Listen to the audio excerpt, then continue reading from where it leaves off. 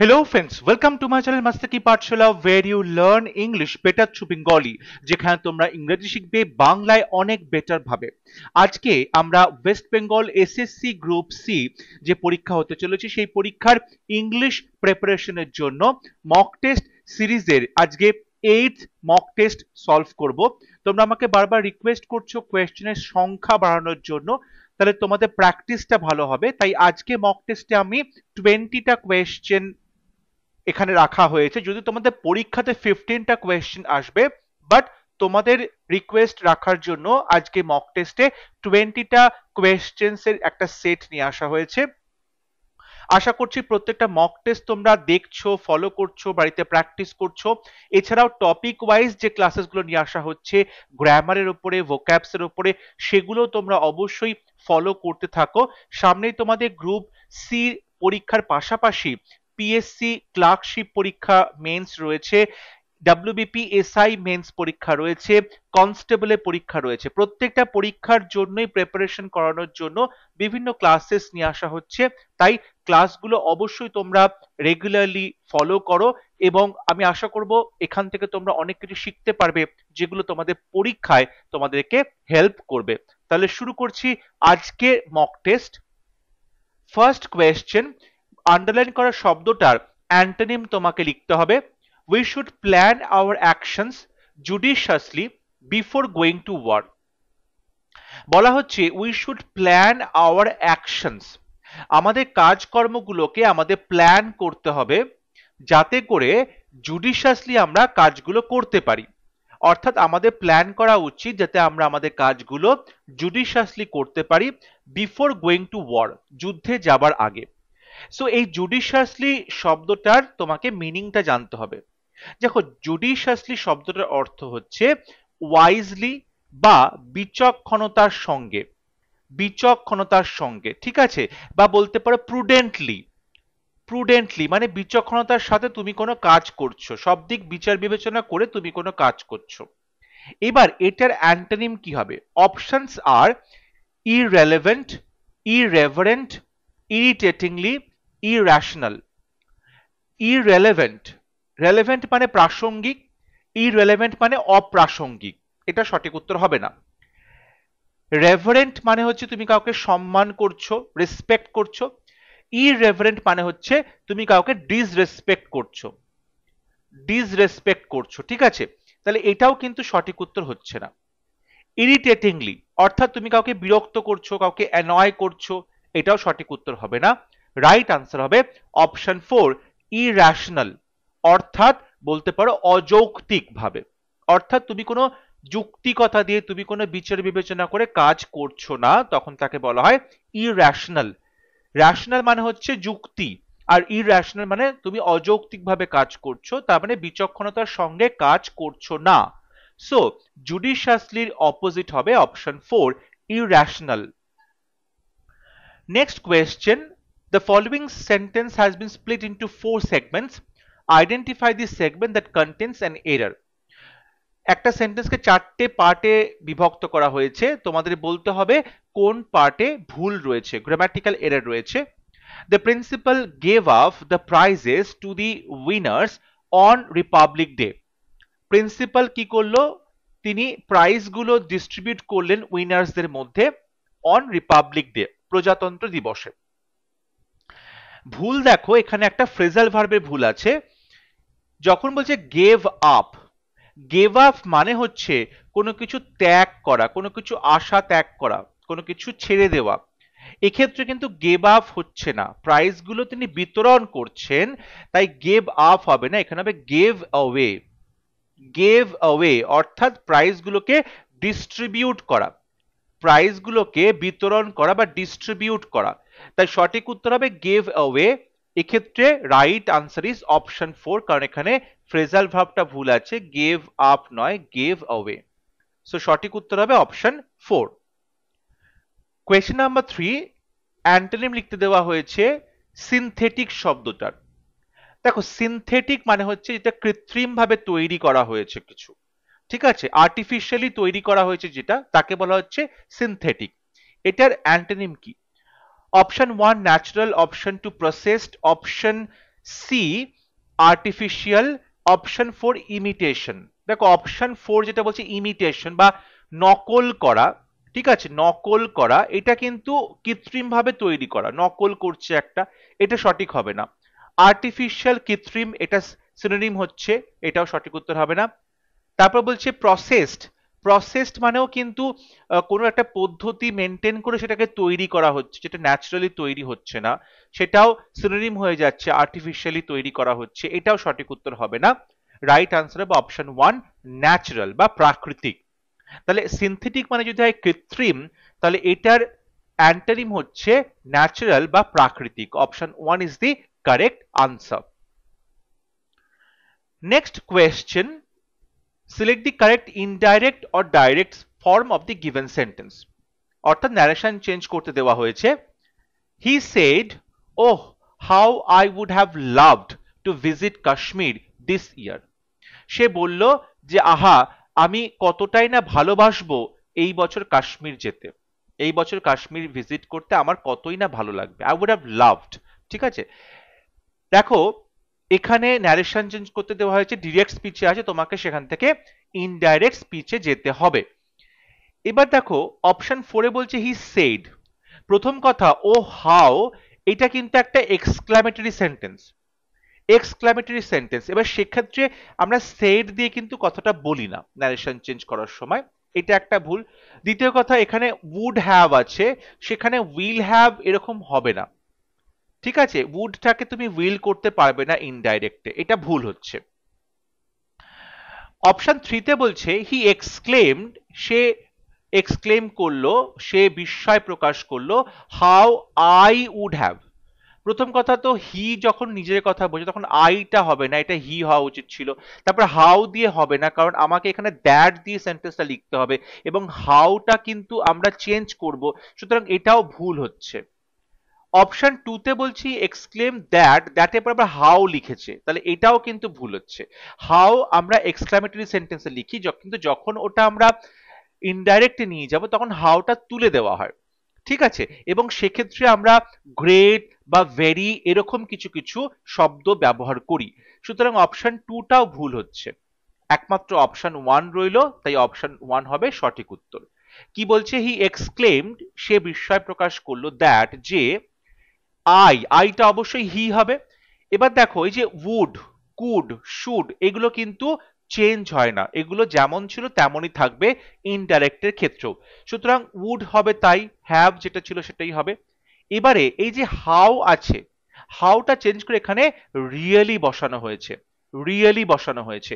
So he would have really loved to visit Kashmir, দিসটা হয়ে গেল দ্যাট ইয়ার, দিসটা হলো দ্যাট, সো দিস ইয়ারটা হয়ে গেল দ্যাট ইয়ার। তাই সঠিক উত্তর হবে অপশন 1, সঠিক উত্তর হবে option 1। He exclaim that he would have really loved to visit Kashmir that year. Question number 5. Parts of a sentence are given below in a jumbled order.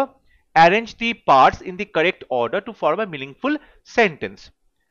বলছে willing to go is not my son camping। যখন আমরা sentence লিখছি তখন প্রথমেই আমাকে subject লিখতে হবে, এখানে সাবজেক্টকে মাই সান, তাহলে প্রথমে আর আসছে মাই সান, আর যখনই আর আসলো তখন কিন্তু দেখো একমাত্র অপশন 4 রয়েছে আর দিয়ে, এই অপশন 4 হবে সঠিক উত্তর।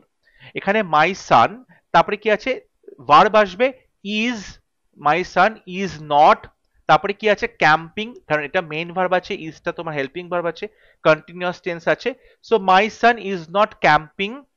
আচ্ছা এখানে দেখো ইজ নট, ক্যাম্পিংটার থেকে এটা নাউন হচ্ছে, ক্যাম্পিংটা আমরা কিন্তু এখানে পি বলতে পারি।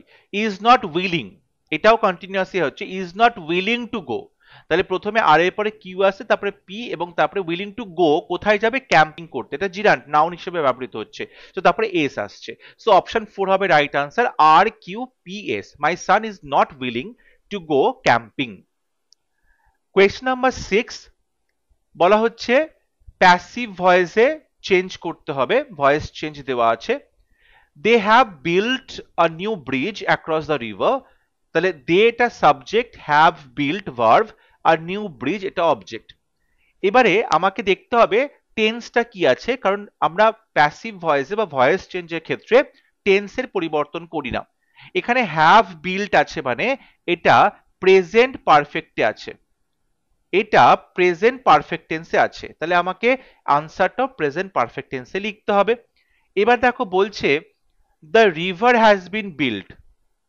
দেখো রিভারটা তো বিল্ড করছে না, মানে রিভারের বিল্ড হচ্ছে না, অ্যাকচুয়ালি এখানে নতুন ব্রিজটা বিল্ড হচ্ছে, রিভারটা কি করে বিল্ড করবে, তাহলে এখানে অবজেক্টটা ভুল নেওয়া হয়েছে, তাহলে 3 নম্বর অপশনটা ভুল হচ্ছে। নাম্বার 2তে বলছে আর নিউ ব্রিজ, তারপরে হ্যাজ বিল্ট, এখানে কিন্তু পারফেক্ট টেন্স এর প্যাসিভ করা হয়নি, কারণ হ্যাজ এর পরে বিন হওয়া উচিত ছিল, তাহলে অপশন 2টা ভুল হলো। অপশন 1-এ বলছে আর নিউ ব্রিজ, তারপরে by them has been build, এখানে বাই দেম অবজেক্টটা ভুল পজিশনে বসানো হয়েছে, সবার লাস্টে হওয়া উচিত ছিল, সুতরাং এটাও কিন্তু ভুল হচ্ছে।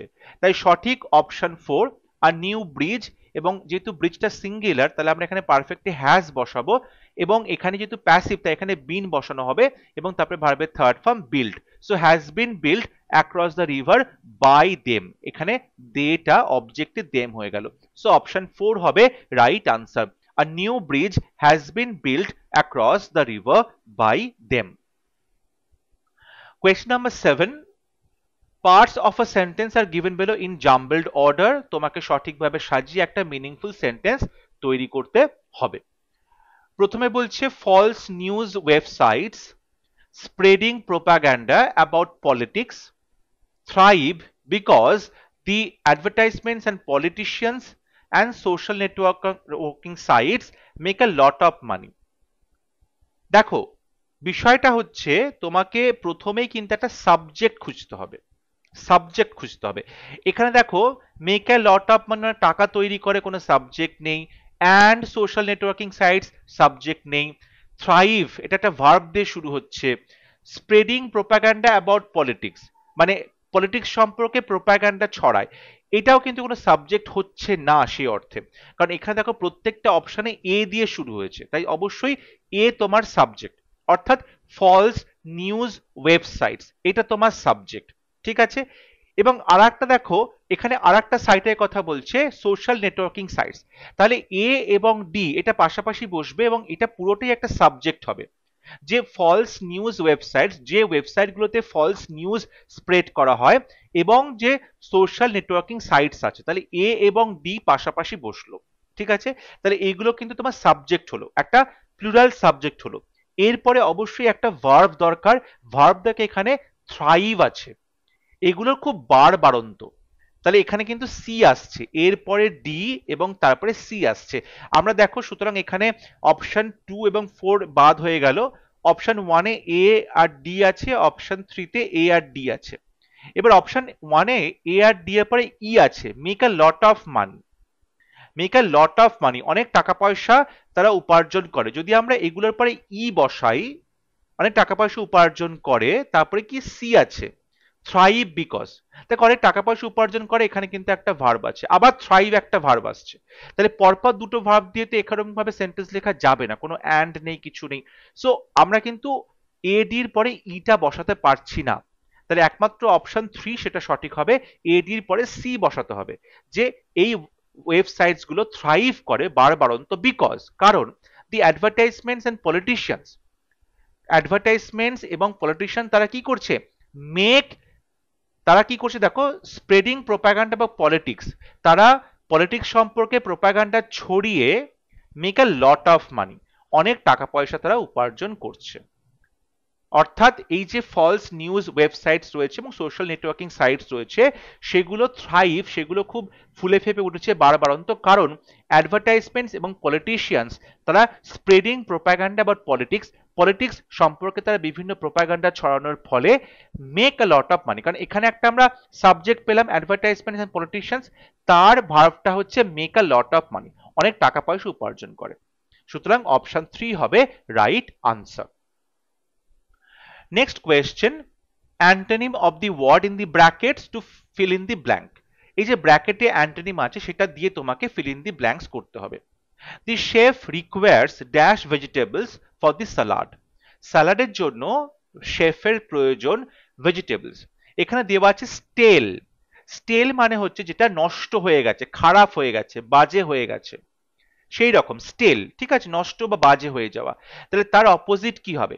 গ্রিন, কাট, লিফি, ফ্রেশ। অবশ্যই বাজে হয়ে যাওয়া তার অপোজিট হবে ফ্রেশ, সতেজ, টাটকা শাকসবজি। ঠিক আছে, পচে যাওয়া, নষ্ট হয়ে যাওয়া, বাসি হয়ে যাওয়া, তার অপোজিট হবে ফ্রেশ, একদম সতেজ, টাটকা। সো অপশন 4 হবে right answer. The chef requires fresh vegetables for the salad. Question number 9, underline করা ইডিয়ামটির মিনিং তোমাকে বলতে হবে। রিনা pulled a long face since her husband had not bought her a diamond necklace on their anniversary. তার husband যখন তাদের অ্যানিভার্সারিতে তাকে diamond necklace কিনে দেয়নি, তখন থেকে রিনার পুলড আ লং ফেস, তার মুখটার একটা লং ফেস হয়ে আছে। এটার মানেটা কি? To be ecstatic, to be euphoric, to be electrified, to look saddened. দেখো এটা খুব ইজি গেস, যে যদি কোনো ওয়াইফকে তাদের অ্যানিভার্সারিতে তার হাজবেন্ড ডায়মন্ড নেকলেস না দেবে, তা ডেফিনেটলি তিনি খুব দুঃখিত হয়ে পড়বেন, আপসেট হয়ে পড়বেন। সো অপশন 4 ডেফিনেটলি সঠিক উত্তর হবে, টু লুক স্যাডেন্ড। তার খুব দুঃখিত দেখতে লাগবে, তার খুব মন খারাপ হয়ে যাবে, ঠিক আছে, মুখটা কালো করে বসে থাকবে। অর্থাৎ পুল আ লং ফেস মানে স্যাড ফেস হওয়া, মুখটা খুব দুঃখিত দেখানো। সো অপশন 4 হবে রাইট আনসার। দেখো এস্ট্যাটিক মানে প্রচন্ড আনন্দিত, ইউফোরিক মানে আনন্দের সীমা পরিসীমা নেই, ঠিক আছে, এইগুলো কিন্তু পুরো অপোজিট হচ্ছে। তাই সঠিক উত্তর হবে option 4, two look saddened. Question number 10, select the sentence that has a grammatical error. চারটে সেন্টেন্সের মধ্যে তোমাকে বলতে হবে কোন সেন্টেন্সে গ্রামাটিক্যাল এরর আছে, সেটা সঠিক উত্তর হবে। অপশন 4 এ বলছে Karl Marx was a renowned social scientist. Karl Marx subject, তারপরে এখানে যেহেতু পাস্ট টেন্স ভার্বটা রয়েছে ওয়াজ, আর রিনাউন্ড খুব বিখ্যাত সোশ্যাল সায়েন্টিস্ট, এখানে কোনো ভুল নেই, তাই এটা সঠিক উত্তর হবে না। অপশন 3 তে বলছে it is impossible to wake Christine up in the morning. It is impossible, এটা খুবই অসম্ভব, টু ওয়েক ক্রিস্টিন আপ, ক্রিস্টিনকে ঘুম থেকে জাগানো, ইন দি মর্নিং সকালবেলা। এখানেও কিন্তু কোনো গ্রামাটিক্যাল মিস্টেক নেই। অপশন 2 তে বলছে ইট ইজ সেড, এটা বলা হয়ে থাকে that Joseph was not ready to go to war. Joseph কিন্তু যুদ্ধে যেতে প্রস্তুত ছিল না। দেখো এখানেও কিন্তু কোনো ভুল নেই, was not ready to go to war, এখানে ইনফিনিটিভ ব্যবহৃত হয়েছে, এটাও কোনো ভুল নেই। তাহলে একমাত্র ভুল অপশন 1 এ রয়েছে। বলছে Indian force are known for their loyalty and integrity. দেখো ইন্ডিয়ান ফোর্স যেটা বলছে না, অ্যাকচুয়ালি কি, ফোর্স মানে বল প্রয়োগ করা, কিন্তু যখন তুমি ফোর্সেস বলবে তখন কিন্তু আমাদের যে ইন্ডিয়াতে ইন্ডিয়ান নেভি বলো, ইন্ডিয়ান আর্মি বলো, ঠিক আছে, এই যে ফোর্স গুলো রয়েছে, ইন্ডিয়ান এয়ার ফোর্স রয়েছে, আর্মি রয়েছে বা নেভি রয়েছে, তিনটে ফোর্স রয়েছে, সেগুলোকে বোঝানো হচ্ছে। সুতরাং সেক্ষেত্রে কিন্তু আমরা ইন্ডিয়ান ফোর্সেস বলবো, এবং তার আগে একটা দি বসালেও ভুল হবে না, দি ইন্ডিয়ান ফোর্সেস আর, ঠিক আছে। সো আমরা দেখতে পাচ্ছি অপশন 1 এ গ্রামাটিক্যাল এরর রয়েছে, এখানে ফোর্সেস হবে। দেখো যদি তুমি বলবে যে উড, উড মানে কাঠ, কিন্তু যখন তুমি উডের সাথে এস যুক্ত করে দিচ্ছ, তার মানে হচ্ছে জঙ্গল হয়ে গেল, ঠিক আছে। যখন তুমি বলছো এয়ার মানে বাতাস, কিন্তু যখন তুমি এর এর সাথে এস যুক্ত করছো, তার মানে হচ্ছে এটা তোমার একটা অহংকার বোঝাচ্ছে, সুপিরিয়রিটি কমপ্লেক্স বোঝানো হচ্ছে, দম্ভ বোঝানো হচ্ছে, ঠিক আছে। বা যখন তুমি বলছো যে এখানে চেন, বললে চেন মানে শৃঙ্খল, আর যখন তুমি এখানে চেইনস বলছো, তখন কিন্তু বোঝানো হচ্ছে যে তোমাকে শৃঙ্খলিত অবস্থায় রাখা হয়েছে, ঠিক আছে। এই রকম কিন্তু আমরা বিভিন্ন রকম যখন কিছু নাউনকে প্রোনাউনে পরিণত, মানে নাউনকে সিঙ্গুলার থেকে প্লুরালে পরিণত করি, তখন তার মিনিংটা চেঞ্জ হয়ে যায়। একই রকম ভাবে যখন তুমি ফোর্স বলছো, ফোর্স মানে একটা বল প্রয়োগ করা হচ্ছে, কিন্তু যখনই ফোর্সেস বলা হয় তখন কিন্তু ইন্ডিয়ান যে আর্মি, নেভি, এয়ারফোর্স, সেগুলোকে বোঝানো হচ্ছে। সুতরাং এখানে অপশন 1 হবে রাইট আনসার, কারণ এখানে সেগুলোকেই বোঝানো হচ্ছে। এবং Indian forces are known, Indian forces পরিচিত ফর দ্য লয়ালটি, তাদের বিশ্বাস যে রয়েছে তাদের, এবং তাদের যে ইন্টিগ্রিটি, তাদের মধ্যে যে সংহতি, তার জন্য কিন্তু বিখ্যাত তারা। Question number 11. Select the most appropriate homophone to fill in the blank. The ointment will help to dash the wound. Ointment বা মলম, এটা সাহায্য করবে ক্ষতস্থানটাকে কি করতে? নীল, হিল, হিল, হিল। দেখো এখানে হিল মানে কি, হি উইল আছে, এটা সে করবে, হি উইল, এটা সঠিক উত্তর হবে না। নীল, নীল মানে হাঁটু গেড়ে বসা, হাঁটু গেড়ে বসা, এটাও সঠিক উত্তর হবে। যেরকম স্কুলে ছোটবেলায় নীল ডাউন করা হতো, হাঁটুটাকে নিচে দিয়ে বসো, নীল ডাউন, এটা সঠিক উত্তর হচ্ছে না। এইচ ডাবল এল, হিল মানে গোড়ালি, পায়ের যে গোড়ালি আছে, এটাও সঠিক উত্তর হবে না। আসলে এখানে বলতে চাইছে ক্ষতস্থানটাকে সারিয়ে তুলবে, এইচ ই এ এল মানে ক্ষতস্থানকে সারিয়ে তোলা, হিল করা। সো অপশন 3 হবে right answer. The ointment will help to heal the wound. Option 3 is the correct answer. Question number 12. Select the most appropriate option to substitute the underlined segment in the given sentence. Do you know where does she reside? Do you know, তুমি কি জানো, where does she reside, কোথায় তিনি বসবাস করেন? এখানে প্রশ্ন করা হয়েছে। দেখো দুটো প্রশ্ন করা হয়ে গেছে। ডু ইউ নো, ডু দিয়ে তুমি প্রশ্ন করছো, ডুটা হেল্পিং ভার্ব, সাবজেক্ট রয়েছে, তারপর মেইন ভার্ব নো রয়েছে। এটা কিন্তু অলরেডি একটা প্রশ্ন হয়ে গেছে। তারপর আবার ওয়্যার থেকে সেকেন্ড পার্টেও আবার প্রশ্ন করছো, ওয়্যার এর পরে হেল্পিং ভার্ব ডাজ, তারপরে সাবজেক্ট, তারপরে মেইন ভার্ব। এখানে কিন্তু প্রশ্নটা এভাবে করা যায় না, কারণ ডু ইউ নো দিয়ে একবার প্রশ্ন করা হয়ে গেছে। সুতরাং তার পরের পার্টে তোমাকে কিন্তু অ্যাসার্টিভ সেন্টেন্সে লিখতে হবে, প্রশ্ন লেখা যাবে না। যদি তুমি এটাকে অ্যাসার্টিভ সেন্টেন্স লেখো তাহলে ওয়্যার এবং তারপরে সাবজেক্ট আসবে, তারপরে ভার্ব আসবে। এখানে যেহেতু ডাজ আছে মানে এখানে প্রেজেন্ট টেন্স ব্যবহার করা হয়েছে, তাই মেইন ভার্বটা হবে রিসাইড এবং তার সাথে এস যুক্ত হবে, যেহেতু শিটা থার্ড পারসন সিঙ্গুলার নাম্বার, তাই প্রেজেন্ট টেন্সে সাব ভার্বের সাথে এস বা ইএস বসবে। সুতরাং এই ক্ষেত্রে ওয়্যার হি রিসাইডস এটা হবে সঠিক উত্তর। অপশন 1 এ কিন্তু রয়েছে where she resides, so option 1 is the correct answer. So do you know where she resides. এখানে দুটো প্রশ্ন একসাথে করা যাবে না। প্রথমে যদি ডু ইউ নোটা প্রশ্ন হয়ে গেছে অলরেডি, তাই পরের পার্টে আমরা কিন্তু সেখানে অ্যাসার্টিভ সেন্টেন্স লিখব। So option 1 is the correct answer. Question number 13, he is busy dash his lessons. তার কাজ নিয়ে, তার পড়াশোনা নিয়ে সে কিন্তু বিজি আছে। Busy with, busy of, busy at, busy in. সঠিক উত্তর হবে busy with. He is busy with his lessons, অর্থাৎ কোনো কাজ নিয়ে কেউ বিজি থাকলে আমরা বিজি উইথ বলি। So option 1 is the correct answer. Question number 14, select the option that can be used as a one word substitute for the given group of words. Having unlimited power, কারোর যদি unlimited power থাকে অর্থাৎ অনিয়ন্ত্রিত একটা ক্ষমতা রয়েছে, অর্থাৎ সর্বশক্তিমান বলতে পারো। বলছি omnipotent, omnivorous, omnipresence, omniscient। এই যে omni রুট আছে, এটার মানে হচ্ছে অল, ঠিক আছে। omniscient, scient মানে হচ্ছে নলেজ, সিয়েন্ট মানে হচ্ছে নলেজ, তার মানে কি, যে সবকিছু জানে, অল নলেজেবল, যে সবকিছু জানে, সর্বজ্ঞ, এটা সঠিক উত্তর হবে না। প্রেজেন্স মানে সব জায়গায় বিরাজমান, অর্থাৎ সর্বত্র বিরাজমান, ওমনি প্রেজেন্স, এটাও সঠিক উত্তর হবে না। ওমনি মানে অল, ভোরাস মানে খাবার, তাহলে যে সবকিছু খায় বা সর্বভুক, বা সর্বভুক, এটা সঠিক উত্তর হবে না, কারণ এখানে খাবার কথা বলছেন, এখানে সর্বশক্তিমান। তাহলে ওমনি মানে অল, আর পোটেন্ট মানে পাওয়ার, অল পাওয়ারফুল, অর্থাৎ অলমাইটি বা god. So option 1 is the correct answer. Having unlimited power মানে omnipotent বা সর্বশক্তিমান। নেক্সট কোয়েশ্চেন, এখানে সাবস্টিটিউট করতে বলা হয়েছে আন্ডারলাইন করা শব্দটা। A computer can't function without its motherboard. Its, it is, there, his. প্রথম কথা কম্পিউটার, কম্পিউটারের জন্য আমরা দেয়ার বলবো না প্রোনাউন, আমরা হিজও বলবো না, ঠিক আছে। আচ্ছা দেখো, যখন তুমি ইটের সাথে অ্যাপোস্ট্রফি এস বসাও তখন তার মিনিংটা হচ্ছে ইট ইজ, ইহা হয়, সাবজেক্ট ভার্ব। এখানে কিন্তু মাদারবোর্ডটা যদি নাউন হয় তাহলে বলছে তার মাদারবোর্ড, অর্থাৎ নাউনের সম্পর্কে বলছে, এখানে কিন্তু একটা আমাদের অ্যাডজেক্টিভ নিয়ে আসতে হবে, এবং যেটাটা অধিকার বলছে তার মাদারবোর্ড, তাহলে এখান থেকে আমরা বলবো পজেসিভ অ্যাডজেক্টিভ, পজেসিভ অ্যাডজেক্টিভ। এবার ইট, এটার সাবজেক্টিভ ফর্ম ইট, এটার অবজেক্টিভ ফর্মও ইট, আর এটার পজেসিভ যে অ্যাডজেক্টিভ সেটা হচ্ছে আইটিএস, এখানে কোনো অ্যাপোস্ট্রফি এস নেই।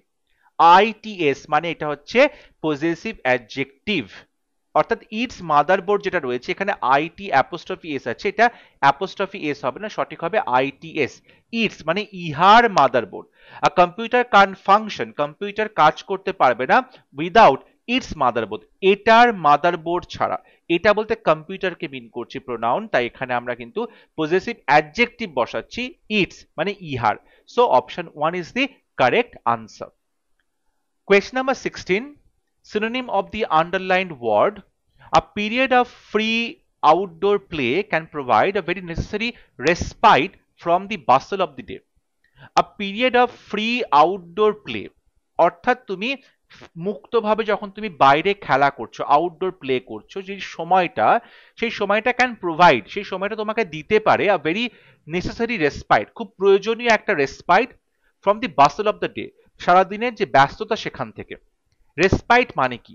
Progression, commencement, break, continuation. Continue করা মানে কোনো কিছু তুমি কন্টিনিউ করছো মানে সেটাকে চালিয়ে যাচ্ছ। এখানে কিন্তু রেসপাইটের অর্থ হচ্ছে রেস্ট। রেসপাইট মানে রেস্ট, ঠিক আছে, বা বিরতি বা পজ, ঠিক আছে, বা পজ। এখানে কন্টিনিউশন হবে না। কমেন্সমেন্ট মানে কোনো কাজ করা, কোনো কাজ স্টার্ট করা, এটাও হবে না। প্রগ্রেশন কোনো কাজকে এগিয়ে নিয়ে যাওয়া, সেটাও সঠিক উত্তর হবে না। রাইট আনসার হবে অপশন 3 ব্রেক, বা একটা পজ বা বিরতি।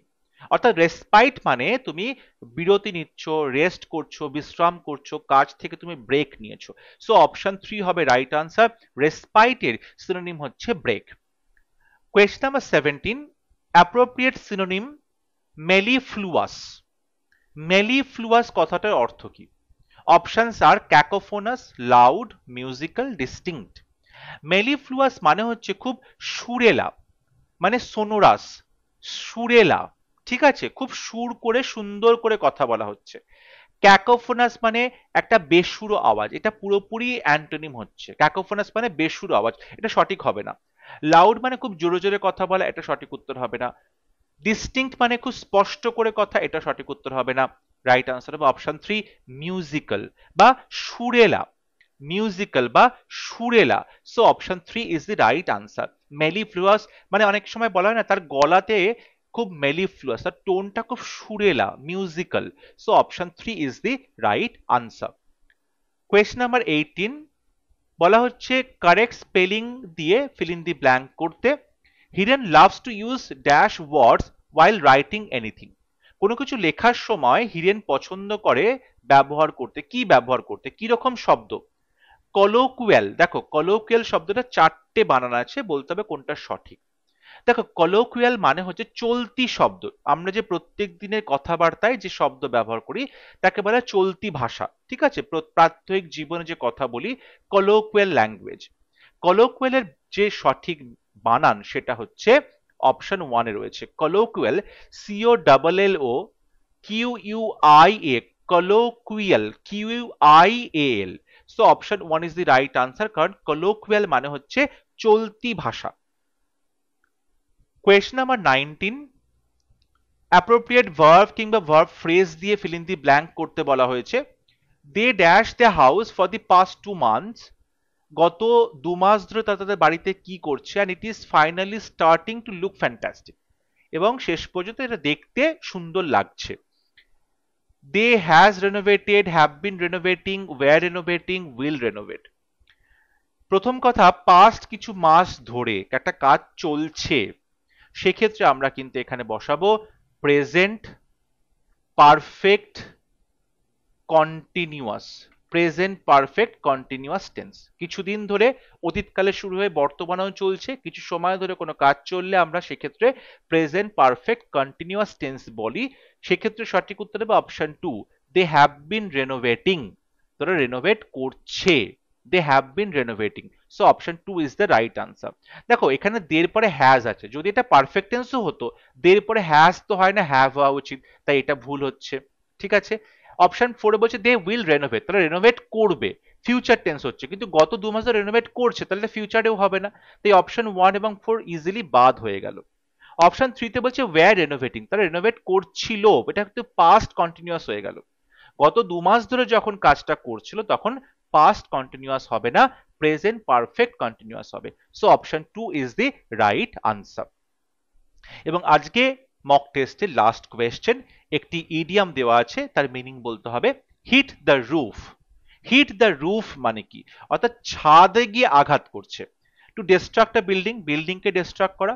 টু প্লে জয়ফুলি, প্রচন্ড আনন্দের সঙ্গে খেলাধুলো করা। টু জাম্প হাই, প্রচন্ড উঁচুতে লাফানো। To become very angry. দেখো প্রথম কথা হচ্ছে প্রচন্ড আনন্দের সঙ্গে লাফানো, এটা খেলা করা, এটা কিন্তু খুব একটা কনটেক্সটাল ভালো হচ্ছে না, অনেকটা উঁচুতে লাফ দেওয়া, এগুলো ইডিয়ামের মিনিং হয় না। একটা বিল্ডিংকে ভেঙে ফেলা, এটাও খুব একটা লজিক্যাল মিনিং হচ্ছে না। তাই লজিক্যাল মিনিং হচ্ছে option 4, to become very angry, অর্থাৎ প্রচন্ড রেগে যাওয়া। প্রচন্ড রেগে গেলে কি বলে, রেগে গেলে মনে হয় মাথার খুপড়িটা উড়ে চলে যাবে এবং সেটাকে ছাদে আঘাত করছে, মানে এতটাই সে রেগে গেছে তার রাগটাকে ছাদে আঘাত করছে, এতটাই উঁচুতে উঠে গেছে তার রাগটা, মাথা ছাড়িয়ে উঠে গেছে। So to become very angry এটা বোঝানো হয়, অপশন 4 হবে right answer. So I hope আজকে ক্লাস তোমাদের ভালো লেগেছে। তোমরা আমাকে অবশ্যই কমেন্টে জানাবে আউট অফ 20 তোমরা কতগুলো প্রশ্নের সঠিক উত্তর করতে পারলে। যদি ভিডিওটি ভালো লাগে ভিডিওটি লাইক করবে, শেয়ার করবে এবং আমার চ্যানেলটি সাবস্ক্রাইব করতে ভুলবে না। পরবর্তী লেসনে খুব শীঘ্র দেখা হবে, ততক্ষণ সবাই ভালো থাকবে, সুস্থ থাকবে। Thank you.